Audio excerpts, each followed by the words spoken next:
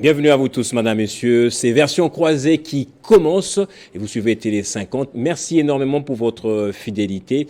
Alors, le débat d'aujourd'hui va tourner autour de la situation sécuritaire dans Goma. Vous le savez, l'insécurité est grandissante, notamment cette criminalité urbaine caractérisée par des kidnappings, des braquages, des tueries au vu et au su de tout le monde. On en parle avec un ancien vice-président de l'Assemblée provinciale du Nord Kivu, Jean-Paul Lumbulumbu. Bonsoir, bienvenue à vous. Bonsoir Gaëtan et bonsoir à tous les téléspectateurs de Télé 50 et bonsoir aux co-débatteurs. En face de vous, quelqu'un de la société civile qui n'est presque plus à présenter, le professeur Carlos Moupili. Bonsoir, bienvenue à vous également. Bonsoir Gaëtan, bonsoir honorable et je salue tous les téléspectateurs et je présente mes vives condoléances aux victimes de ces atrocités à Goma et aussi les gens qui meurent ici à Kinshasa à cause de la misère aussi. Merci. Jean-Paul Mulumbu, je sais que cette situation vous inquiète énormément, surtout en tant que ressortissant, mais également acteur politique de là. À Kinshasa, où vous êtes, tout le temps, vous tweetez, vous répondez aux interviews des médias, mais aujourd'hui, on va essayer de réfléchir un peu aux problèmes, aux causes et à quelques solutions que l'on peut préconiser pour venir à bout à cette situation qui change un peu de forme, hein, la criminalité urbaine. D'après vous, quelles seraient les causes de cette criminalité qui ne dit pas son nom, qui sévit actuellement à Goma? De prime abord, je voudrais remercier Télé 50 pour cette opportunité qui nous offre d'aborder cette question qui est une question d'actualité, mais qui en même temps fait peur à la population de la ville de Goma. Et je voudrais d'abord m'acquitter d'un devoir, c'est celui de pouvoir exprimer toute ma compassion, toute ma solidarité aux populations victimes des assassinats de la ville de Goma. Hier, il y a 3 personnes qui ont été tuées par balle. D'ailleurs, c'est sur mon avenue, c'est non loin de chez moi, sur l'entrée président, parce que c'est là que je réside. Non loin d'ailleurs du bureau du gouverneur militaire, le général, je cite Thierry Moami, c'est à quelques mètres.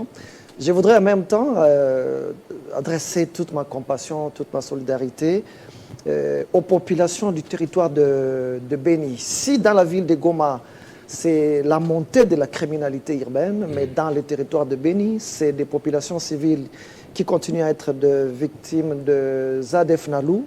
Les populations sont tuées chaque jour et en tant que notables de cette province, nous sommes très préoccupés, comme vous l'avez dit.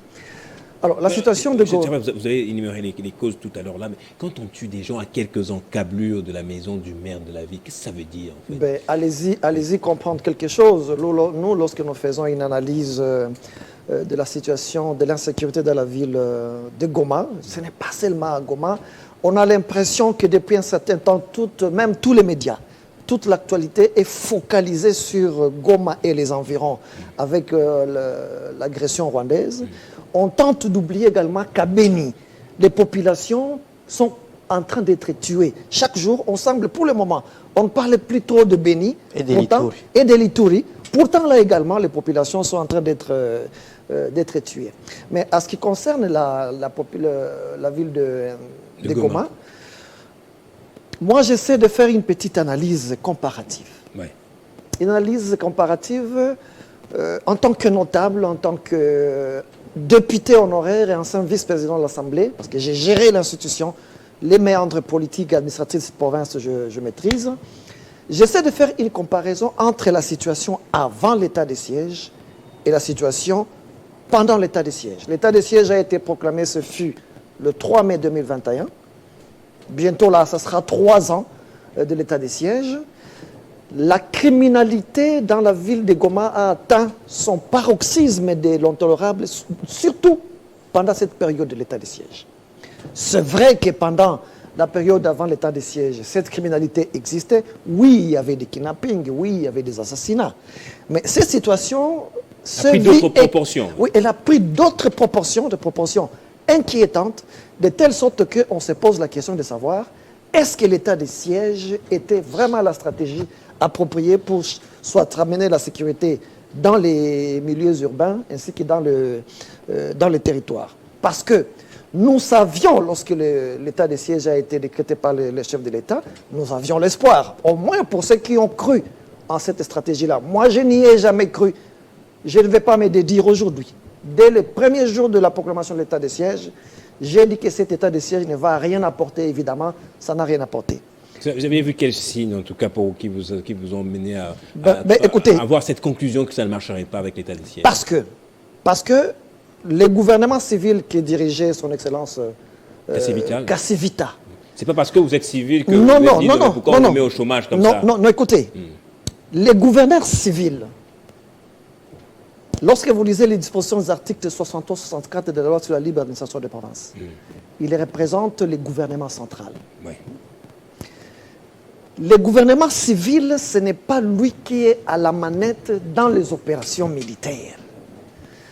Donc, le fait de suspendre les activités des institutions civiles n'est pas une solution.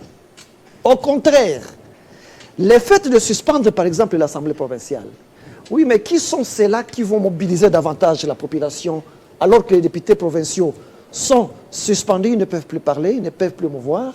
Donc, on a fait de telle sorte que celui qui va diriger ne puisse pas avoir l'appui de la population que nous représentons comme députés provinciaux. Mais aujourd'hui, lorsqu'on fait l'évaluation, écoutez, la situation de la sécurité, elle est inquiétante, elle prend des proportions inquiétantes. On ne peut pas comprendre que dans une ville surmilitarisée comme la ville de Goma, nous avons le FARDC, au sein desquels nous avons les forces spéciales. Nous avons la police. Nous avons les forces de la SADC. Nous avons la MONUSCO. Nous avons aujourd'hui nos Wazalendo. C'est vrai qu'il faut reconnaître que le phénomène Wazalendo, c'est un nouveau phénomène qui mérite l'encadrement. Je pense que jusque-là, il n'y a pas suffisamment d'encadrement. Et c'est ce qui peut être à la base de certains dérapages que l'on constate ça et là. Il commence à y avoir certains dérapages et ça, on peut encadrer. Donc, il faut un encadrement du système de Wazalendo. Et dans cette marmaille-là des forces de défense et de sécurité, mais des paisibles messieurs peuvent se réveiller le matin, que ce soit le matin, à midi, le soir. On peut tuer à Goma quand on veut et où on veut. La preuve, hier, c'est 3 personnes qui ont été tuées sur mon avenue, entre présidents, en pleine journée. Avant-hier, c'est 3 jeunes qui ont été fusillés. Il y a 2-3 jours, il y a 4... Et c'est chaque jour, matin, midi, soir. Donc à Goma, il n'y a pas un moment où on peut se dire que la population est à l'abri.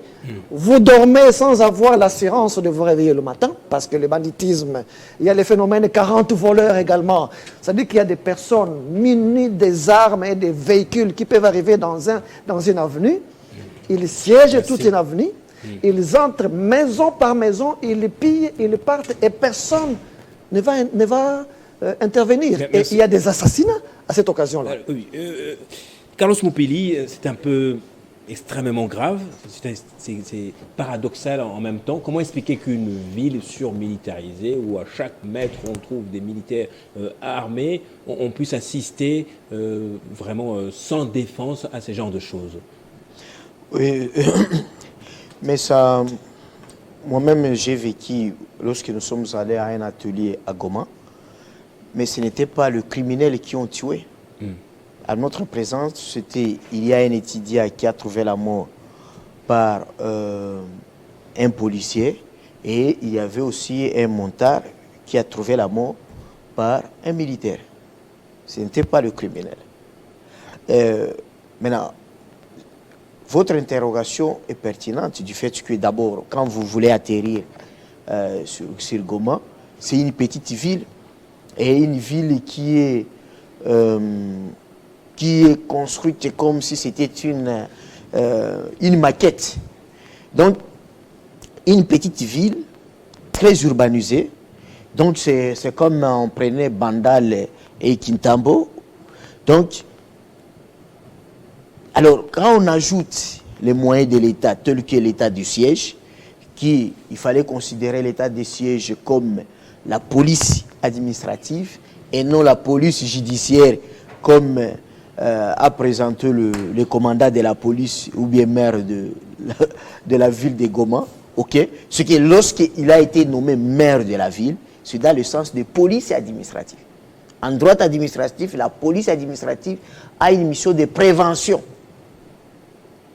Mais la police judiciaire a la mission de répression. Donc, il faut prévenir et non arrêter. On ne sait pas comment on arrête les gens après avoir commis des gaffes. Maintenant, c'est là où on peut les arrêter. On a maintenant des moyens, un renseignement développé. Mais ça, c'est un problème. Deuxième problème, c'est que je crois que le président doit veiller à la fonction de planification. C'est-à-dire, avant de désigner les gens qui sont proposés par ses collaborateurs, il doit toujours avoir au moins 3 cabinets informels pour étudier la fiche, vérifier les profils, tout ça. Les profils, tout ça.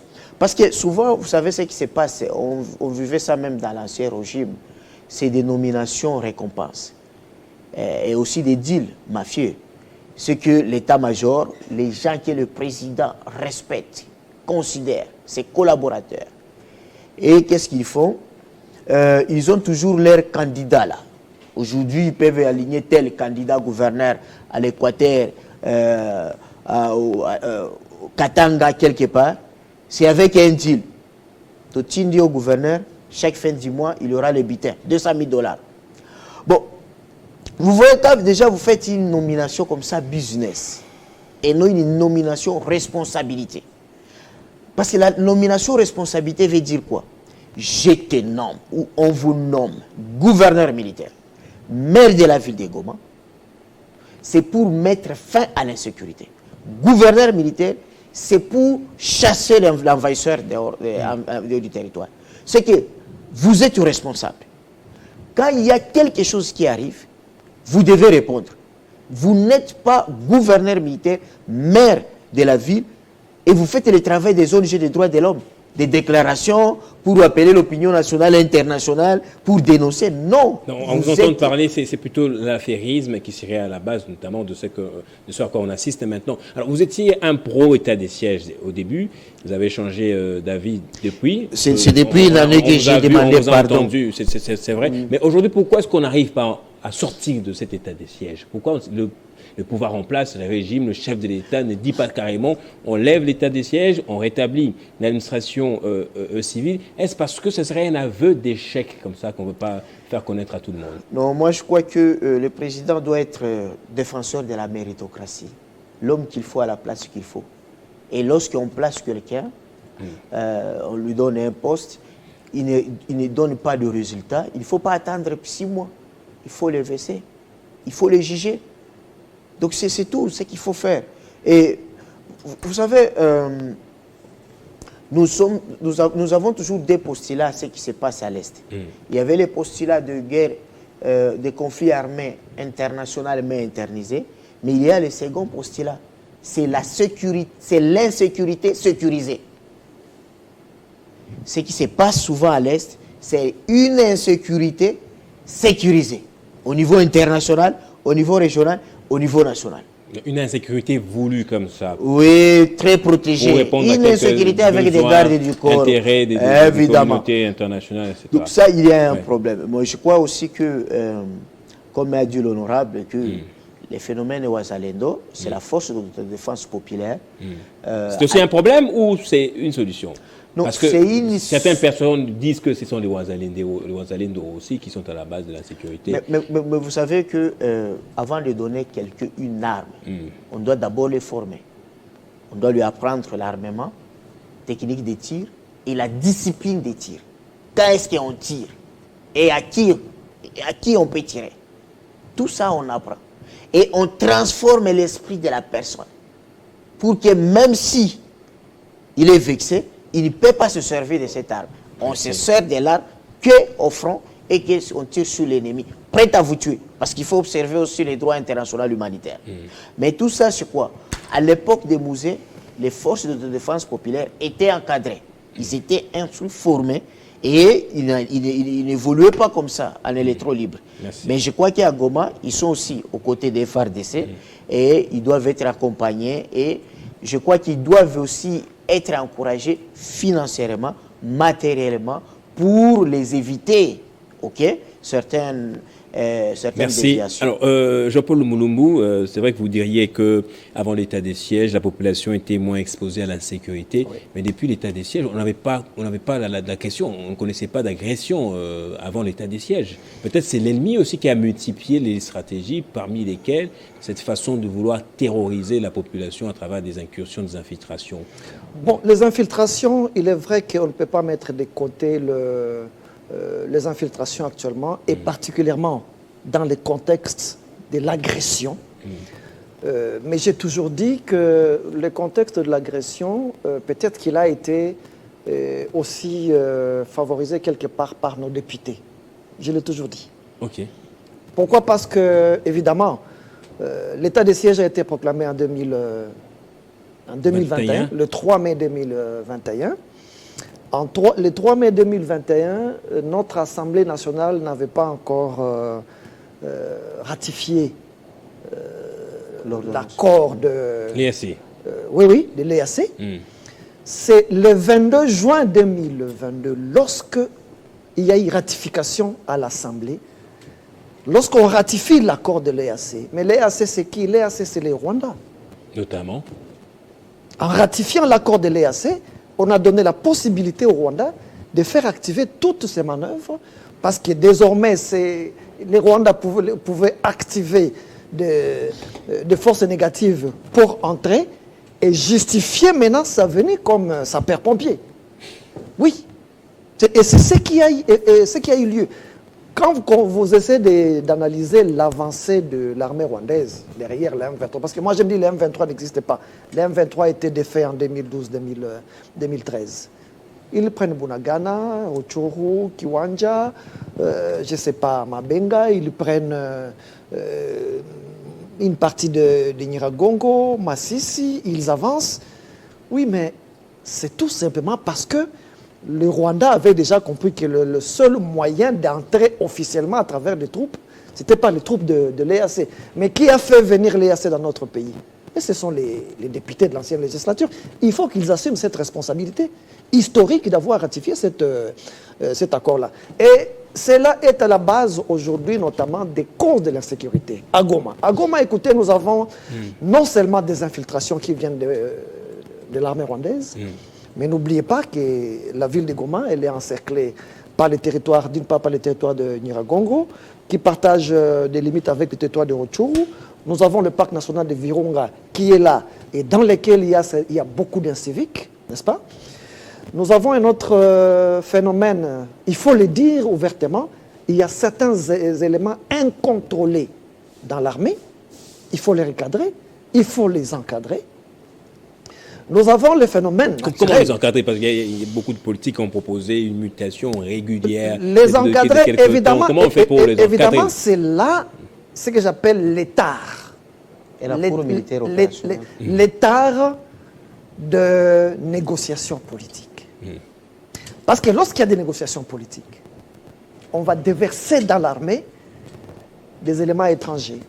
Il y en a qui vont occuper des postes de responsabilité. Ce qu'on appelle le brassage. Voilà, brassage, mixage. Les uns vont aller dans l'administration publique, dans la fonction publique et autres. Comment vous appelez ça? C'est l'infiltration. C'est l'infiltration. On ne fera qu'affaiblir davantage nos institutions par ce phénomène des négociations sur négociations. Évidemment, nous en souffrons aujourd'hui. Nous en souffrons. Donc, à côté du phénomène d'infiltration, des FARDC, vous avez dit, des FARDC, brebis galeuses au sein des FARDC. Oui. Il y en a. Quand je dis qu'il y a des brebis galeuses, c'est notamment des éléments qui sont venus infiltrer. Il faut les encadrer. Et c'est pourquoi une justice rigoureuse est très très importante dans notre pays. Mais je suis un peu perdu lorsque j'ai suivi les chefs de l'État faisant allusion à la justice. Ils disent, écoutez, la justice, elle est malade. Pourtant, c'est la justice qui élève une nation. Donc, il y a également un sérieux problème là-bas. Un autre phénomène, rapidement, oui. Un autre phénomène, le phénomène de kidnapping. Le phénomène de kidnapping, vous savez, le chômage a tellement touché la population qu'il y en a ceux qui recourent aux moyens faciles de gagne petits. On peut s'ériger à kidnappeur le matin pour gagner 5 000, 10 000 $. Tout cela contribue à quoi? À l'insécurité.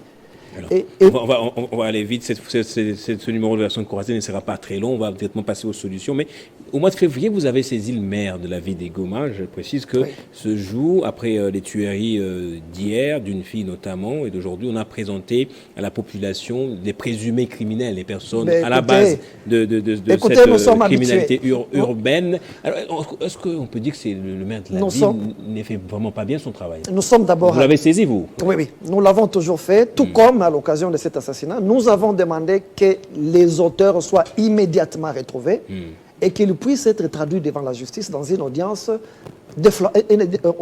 en mode de flagrance. On m'informe qu'ils seraient déjà, les présumés auteurs seraient déjà retrouvés. Mais ce que nous avons constaté depuis un certain temps dans la ville de Goma, c'est quoi? C'est que quand il y a des événements malheureux comme ça qui choquent toute l'opinion, le maire de la ville, il le fait régulièrement. On va procéder à des arrestations, on va appeler tous les médias, on va présenter devant les médias... même des innocents là-dedans. Même des innocents, on les présente avec... On lui fait porter une arme, et puis une façon de calmer l'opinion pour dire « Soyez calme, nous avons retrouvé les auteurs ». Et malheureusement, les vies fauchées ne reviennent plus. Et d'autre part, vous allez constater que... Une première audience va avoir lieu, une deuxième, et puis dans l'opinion, on a réussi à calmer la situation, et la vie reprend, demain après demain, c'est le même phénomène. Donc cette histoire de présentation régulière devant le média des présumés auteurs, je pense tout simplement que la population de la ville de Goma a déjà compris que ce n'est qu'une façon de calmer la tension. La meilleure façon de calmer la tension de la population de Goma, c'est de lui apporter la solution de la sécurité. Et la solution de la sécurité, si on ne sait pas la trouver dans l'imagination de tout ce qu'il y a, dans ce qu'on a prévu dans l'état de siège, il faut en faire reconnaître que cet état de siège, c'est un échec. Il faut proposer une autre stratégie plus efficace. Vous, les civils, vous êtes en mesure d'amener la sécurité? Mais écoutez, nous avons été invités. Nous avons été invités à participer à la table ronde sur l'état de siège. Nous avons donné des propositions au chef de l'État. Et c'est à lui qui est le consommateur de ce rapport-là, c'est à lui de décider quelle est l'alternative qu'il devra prendre. Mais moi, ce qui me concerne, depuis le début de l'état de siège, je ne peux pas me le dire. Je n'avais jamais été pour cette stratégie. Et jusqu'à aujourd'hui, je continue à penser que c'était une stratégie ratée pour la sécurité au Nord Kivu. Solution, maintenant, Carlos Mopidi. Oui, moi, la solution, c'est... Justement, je voulais savoir si les militaires ont échoué, le retour des civils peut apporter quelque chose. Ah non, je ne pense pas. Je ne pense pas. Moi, je trouve que la solution, c'est la réqualification de l'état de siège. Mais c'est pas ce moment-là que nous vivons, là, un moment de réqualification. On doit tenir compte de la méritocratie. Nous sommes un pays, aujourd'hui en Afrique, qui a beaucoup d'officiers brevetés d'état-major, techniciens d'état-major. On n'en a jamais connu. Même à l'époque de Mobutu, on comptait le nombre de techniciens d'état-major et de brevetés d'état-major. Le grand problème, c'est que ceux qui ont beaucoup étudié dans notre armée, ils sont des majors, des lieutenants-colonels, des colonels. Et ceux qui ont moins étudié, ce sont ceux qui ont depuis des grades dans l'armée, c'est-à-dire des officiers généraux. Donc, il faut installer la culture des sanctions positives comme négatives. Si vous responsabilisez quelqu'un, il ne donne pas les bons fruits, il faut le remplacer par quelqu'un d'autre. Comme ça, il y aura quand même cette émulation. Deuxième chose, c'est que l'état de siège n'est pas une stratégie, mais c'est une réponse constitutionnelle. C'est que lorsqu'il y a un état de lieu sombre, insécuritaire, qui trouble l'administration publique, la Constitution est claire. On recourt à l'état de siège. Mais c'est seulement les animateurs de l'état de siège qui ont échoué. Ce n'est pas l'état de siège en soi. Alors, parce que partout au monde, c'est comme ça. C'est pas contradictoire ce que vous dites? Non, j'ai dit l'état de siège n'a pas échoué, mais ce sont les animateurs de l'état de siège.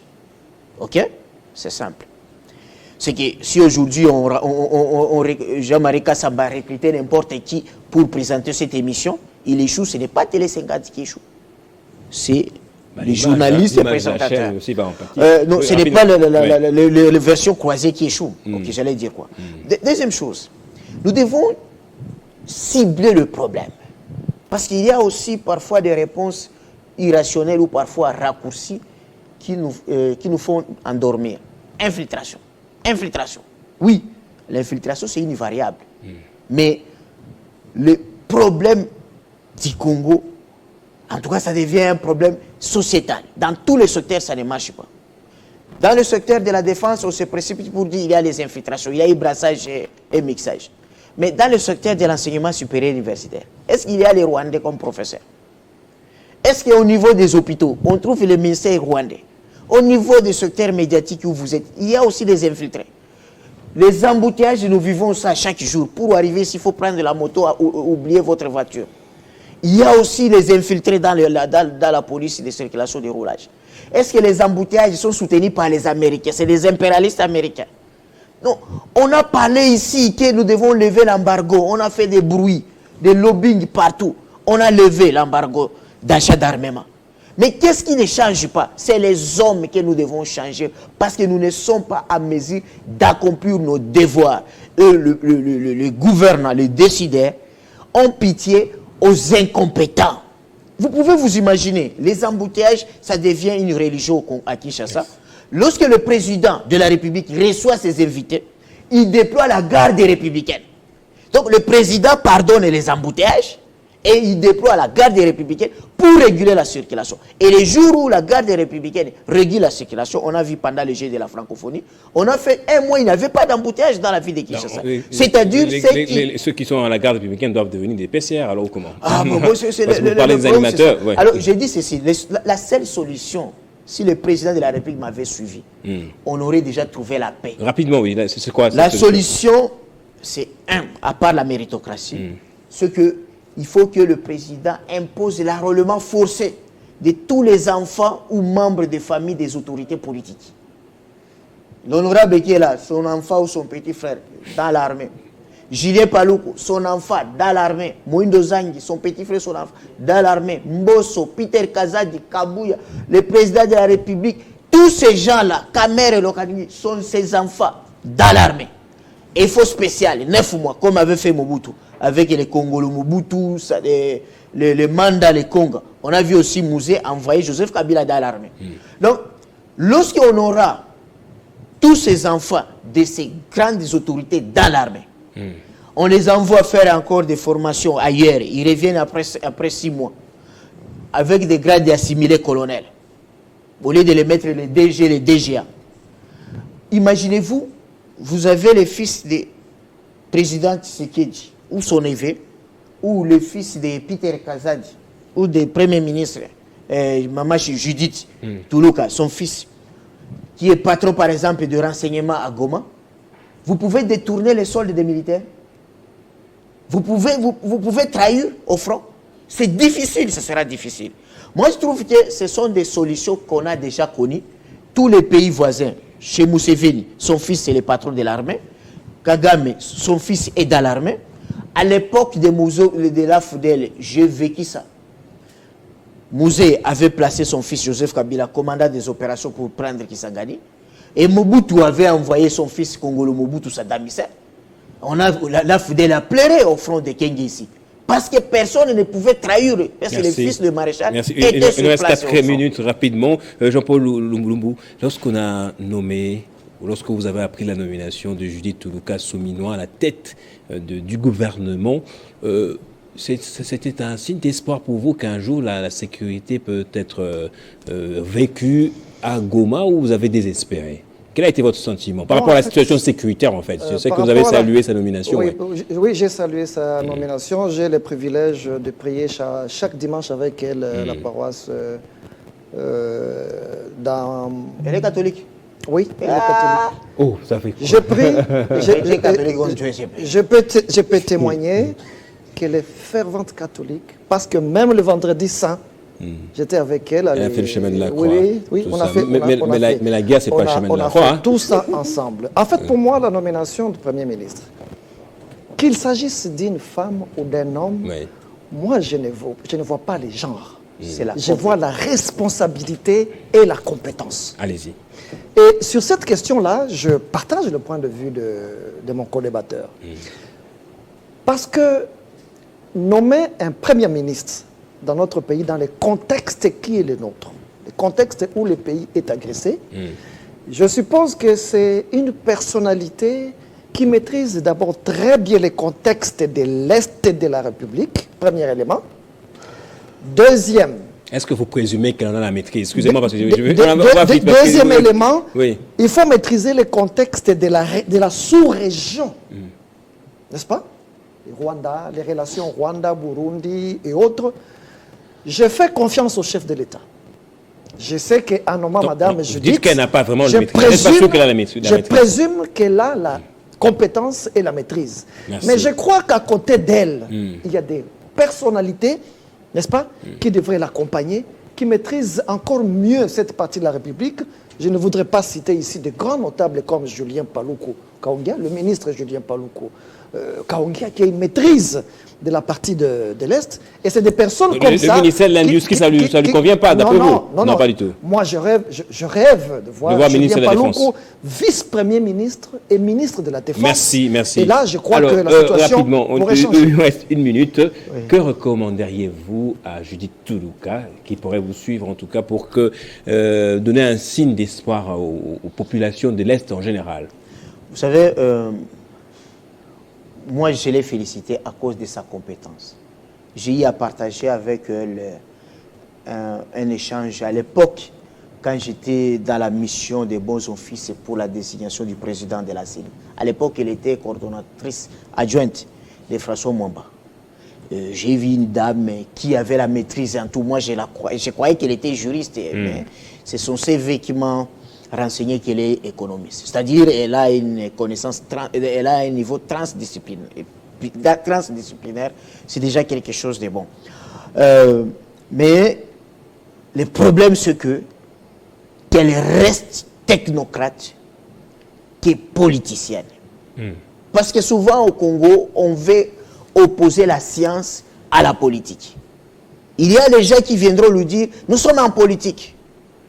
Je ne sais pas quelle définition qu'on a dit que la politique est irrationnelle. Lorsqu'on est en politique, on ne réfléchit plus. Lorsqu'on est en politique, on ne respecte plus les textes légaux ou réglementaires. Ça, c'est ce qui peut la faire échouer. Mais il faut qu'elle soit prête à démissionner si on lui met des bâtons. Dans les roues, notamment par les classiques, au fait. Évidemment. Donc, il faut qu'elle s'impose dans la désignation. Il y a des ministères techniques qu'elle doit exiger l'interview, ailleurs. Avec... La formation du gouvernement s'est faite ailleurs. On va lui présenter peut-être une... Ah là, il devient ça Malocon de bis.